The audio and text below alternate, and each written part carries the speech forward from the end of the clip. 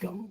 Hello, everyone. Thanks for joining us once again for another Filmmaker interview. I'm Sophia, and we are just over a month away from the 23rd annual Garden State Film Festival back in Asbury Park, New Jersey, and Cranford, New Jersey. We have over 200 films you could watch across these 9 venues from like 16 different countries, all different types of films, projects, animations, music videos, pilots, features, shorts, documentaries. You could check out the lineup at gsff.org. And I had the pleasure of interviewing some people, some artists that I know very well, because this will be like the third or fourth time I've interviewed them. And they are the Atomic Age Project, here with the music video and the Best Pop Song Award, a Gloucester Fisherman. Hello, everyone. Thank you for Hello. joining Hi, me, and Sophia. Hi, Sophia. congratulations once again. Thank you Thank so you. much. We appreciate it. It's very, it feels so great, I tell you. And especially, it's nice to see you and talk to you again.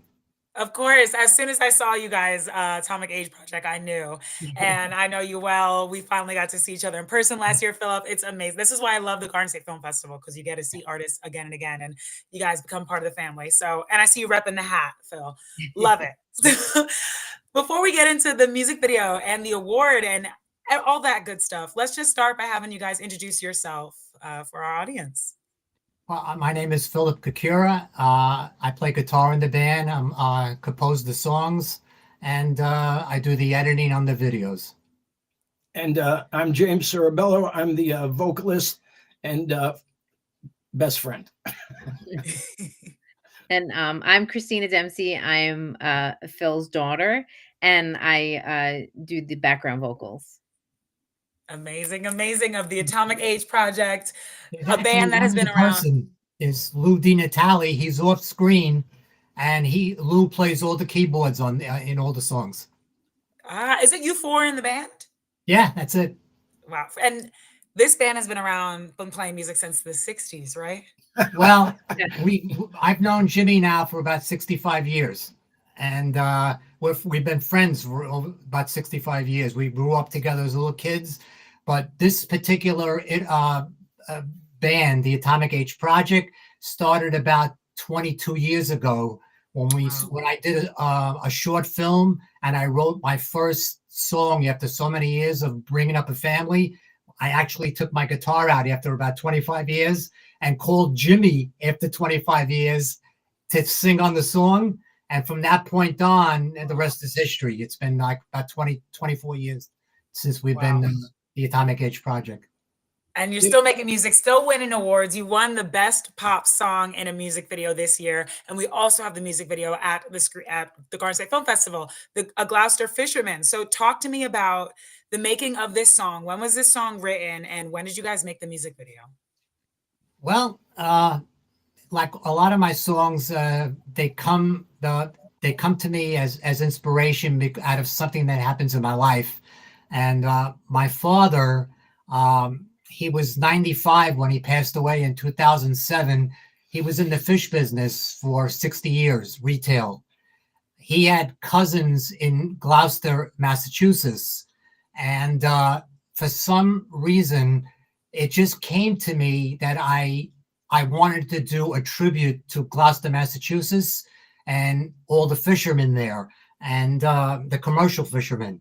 As a matter of fact, I just jotted down a paragraph, if I may, that would give you an idea of what the whole project is about. Can I tell you? Please. Okay. Yes. A Gloucester Fisherman song and video is a tribute to Gloucester, Massachusetts, and to the thousands of commercial fishermen lost at sea in the last 4 centuries of Gloucester's history.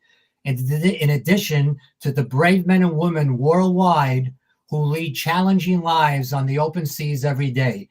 They are truly the unsung heroes. And that's what the song and the video is about. It's a tribute to Gloucester and to commercial fishermen throughout the world. Wow.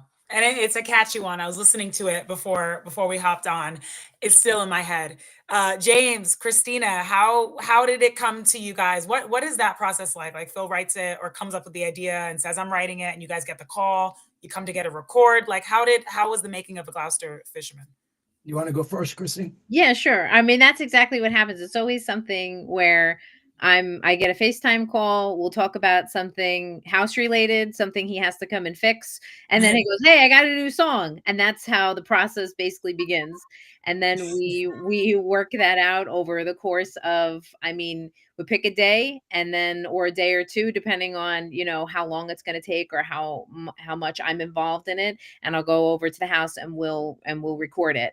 I think we've said this before in the past too, is we've never actually all sang together. Like we've done videos, like music videos, but all of our parts are recorded separately. So I'll record mine, Jimmy will go and record his, and then my dad goes and Louis goes and records his parts, and then he puts it all together and it sounds like we're in one place, but none of us have ever been in one place together for that reason. Wow, but all the recording happens in like the same studio? Or you guys do remotely? If you call it a studio, it's an attic upstairs. It's a studio. It's a studio. It's a self-made studio. It's a self-made studio. It is. It's the studio. But yeah, Wow, I love that. Yeah, so we go up there and we all do our recording up there. On my part, it's very organic as well, because Phil and I have been working together since we were little. I mean, we were in actually our first band. Yeah. So it's very easy for us. And once we're together, we start to brainstorm and put all the ideas in one place, and he comes up with everything. And he does them. I trust him so much when I get into the studio to sing. I have no qualms at all, because whether I sound good or not, I end up sounding good because of this man. He just is a genius in the studio. Wow. Phil, you're writing, you're helping record, and then you're putting together, you're editing and producing these songs? Yeah. Wow. So and he spends so much time on everything. He's so meticulous, and his attention to detail is mind-boggling. Every time I go back in the studio, I see what he's done, and it's remarkable, especially with what he has to work with equipment-wise. Nobody would believe what this man does with what he has. No, that's what I'm saying too. True artist. Work with what you got. I love that. And it never ends, these ideas, these songs. Yeah, you know, we're blessed like that, really. You know, Lou, Jimmy, myself, and Christina, you know, later on as she was added in. But we've all worked in different iterations of bands for over 50 years. So we're very comfortable with each other as far as relating to each other and knowing what each person should do in the song. Like I'll get together with Lou and Lou will say, "Well, what do we have here?" And I'll say, "Well, you know, I'm looking for this and looking for that." And he will just lay down tracks, and usually I'll take about 8 or 10 different stylings of tracks that he plays on, and I put them all together. And that's basically what happens with my stuff and with Jimmy's tracks and Christina's tracks. That's where all the work comes in. After everybody leaves one at a time, it takes literally months after that to put it together and to compile all the tracks to make it sound the way it does. And then the finishing part of the whole project is it gets uploaded to Abbey Road Studios in London, and they do the mastering on all my songs. And they take an average recording from a 20-year-old computer upstairs and 20-year-old equipment, and they make it sound really, really good. So half the reason why things sound the way they do is because of Abbey Road. Wow. Thank you for explaining that process. That's amazing. And so do you know, kind of, Philip, in your head, or even like James and Christina, do you guys know what that finished song, like what we're hearing at Garza Film Festival, what won Best Pop Song? Did you like hear that in your head? Did you know what it's going to sound like when you first come to them with the idea? Well, you guys are recording, or it kind of happens after Abbey Road, Abbey, you know, gets hold of it. Yeah, well, personally, I hear it with Phil singing it, so he'll sing it to me, and I'm always thinking, "Oh, why don't we just leave it like that? I love it the way." But then he won't do it. He won't do it. I give him the guide vocal, an idea, and then he just picks it up and takes off with it. And then Lou comes in, does his tracks. Christina comes in, does her tracks, and it comes together, and we've been, very lucky and blessed, and it's humbling to be in the Garden State Film Festival. And what's even greater about that festival is that I'm not sure if too many people understand, but they were the first festival that came up with a music competition. I mean, they provided a stage, the Garden State Film Festival, for all us musicians, to get our music out there for the world to hear. So Diane, Lauren, and the whole Garden State Film Festival team, they're responsible for all the movie music competition. Philip, you're amazing. 9 years here. I did not know that. I know it's New Jersey's premier festival, biggest one in Jersey really in like the East Coast. And I had no idea that they came up with a music competition. They provided the stage for all of us, because we're musicians first, but in order to get original music, it's tough to get it out there and to have people listen to it. So I came up with the idea of trying to fix the song on some sort of a film or music video. That would be the vehicle for that song, and that's exactly how it worked out. So I went onto YouTube and I started trying to understand how to edit and how to film things, and and after a couple of years, I got a little better at it, but nowhere near where some of these people in the festival with their films are. And you know what?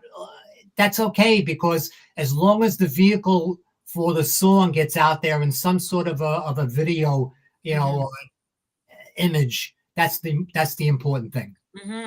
Well, let's talk a little bit about the video while we still got a minute or two on this subject. What did you do for the music video, and was the whole band involved? Well, the music video, basically, we licensed footage of Gloucester. I kind of looked at whatever pictures that were available, and just put it together like that. The song really carries the whole video. And in between, I try to give text of what the history of Gloucester was, and what the song is all about in words, and everything just got put together, and it's an interesting 4.5 minutes of a video. It's also resonating in Boston itself, because it's the 100th anniversary, which I don't know if we realized that when we started. Yeah, see, I forgot to tell you that the song is about Fisherman, and the statue, the man at the wheel, was erected in 1925 on Stacy Boulevard in Gloucester, Massachusetts. Oh, wow. This is the 100th anniversary. Wow. And the Gloucester Times, they're doing a story on us about our project, the Garden State Film Festival, and that should be coming within a couple of weeks. So that'll be in the paper, and I'm going to send it to Diane, and it feels good to get that all accomplished. Congratulations. That's incredible. I'm not surprised. And I couldn't think of any group more deserving of that. So you talked about how this is a tribute to your father, to your ancestors, to your family, to Gloucester. What are you hoping? What else are these intentions for the song? Even if people don't know exactly, I didn't know what a Gloucester fisherman was. I didn't even know about Gloucester, Massachusetts, to be honest. No. But it's a great song. What are your hopes for the song when people listen? And I just hope that people realize how tough of a job that is to be a commercial fisherman, whether it be in Gloucester, Massachusetts, or in any part of the world. These people, they really are the unsung heroes, and they risk their lives, and thousands and thousands of people have lost their lives in the centuries of commercial fishing, just from ships going down, the waters. That's what the Perfect Storm was about. And ironically, they have monuments on Stacy Boulevard where the man at the whale statue is, and a couple of my father's cousins are right under the Perfect Storm fishermen that are on that monument. I saw that today. I looked up the pictures today, and I saw, it's so weird seeing Salvatore and our Nicholas name Pure. there on the statue, So it is one of those things. And it's not just for, our age. It was funny because I was getting ready to come on to this interview, and I had it playing, so I had it in my ear, and I hear in the other room my 9-year-old goes, "Oh, you listen to Grandpa's song? I like that one." So it wasn't just like it's through generations of people, Yeah. and now it's a new generation of people, of people listening to it and enjoying it. So that's exciting too. It's not just us; it's also younger people enjoying it too. Mhm. Yeah, and now I just want to ask you guys too, like what keeps you going making music? You guys are still together throughout life's crazy challenges and schedules. There's so much happening. How do you find the time and the passion, the creativity to still make time to come together, make music with the Atomic Age Project? What keeps y'all going? Yeah. Well, I think you hit it on the head when you said the passion. I mean, we all have a passion for music that we started when we were little kids. I mean, 15 years old, Beatles came out, 14 years old, Beatles came out, and we were hooked. And from then on, it's always been about music, and we continue to make music throughout our whole life. And Christina has just grown up with it because she couldn't get away from this guy. so, so she feels a whole different way. Tell It's Sophie how you feel. it's to me, I have a young kid and I live in New Jersey. And so like it's easy to get caught up and working full time and everything. So I don't feel like doing it is something that is, it's to me, it's relaxation. Like I know that yes, it's work when I go there because even though I'm his daughter, he's not easy on me. Like he will tell me this is right, this is not right, this is right, stop this, do that. So there is a lot of that, but that's okay. But I enjoy that because I spend time at my parents' house. I get to go there and it's just me, right? I don't bring anyone with me. I go and it's like relaxing and I get to spend this quality time doing something that nobody else does with their family. Very rare do you have a family that you're doing this stuff with. So to me, that's, growing up with it was something we were always surrounded by music, always surrounded by creativity and stuff. And now I'm doing that with my family, but it kind of brings me back to like a simpler time where that's what you're focused on and you can enjoy that time together just doing the things you love to do.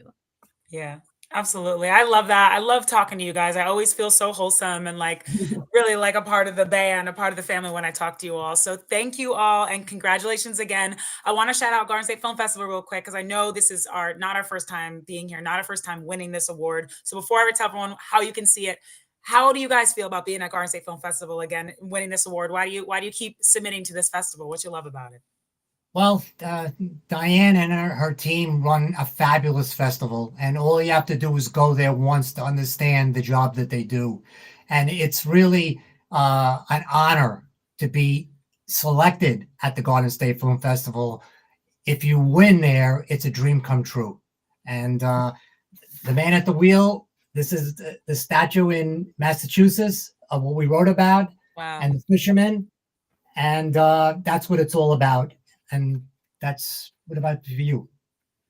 Well, I think more than anything else, just the fact that we're still together and we're still having fun doing what we've been doing our whole life and doing it in a way that makes us feel, I mean, at this stage of our life, we always feel like, it's hard to be taken seriously because, what was that Twilight Zone? Remember? You are obsolete. So you worry about things like that. And then to get this kind of recognition, it makes us feel so special. And we thank you so much for it. Just listening to it makes us feel good. And Lou thanks you too. He's in here, and none of this was possible without Lou's input on his keyboards. But we don't allow him to speak. Yeah. He's invisible. Man behind the scenes. Shout out to Lou. Shout out to all of you. Right. Thank you again and congratulations. Everybody check out A Gloucester Fisherman. It will be playing at the Berkeley Hotel, the Continental Room, Sunday, March 30th from 3 p.m. to 4:45 p.m. as that film block. Get on gsff.org/tickets for those tickets. Thank you all again. Congratulations. And until next year. Thanks to everybody for listening. Thank you. Thank you. Have a good night. Good night. Good night, guys.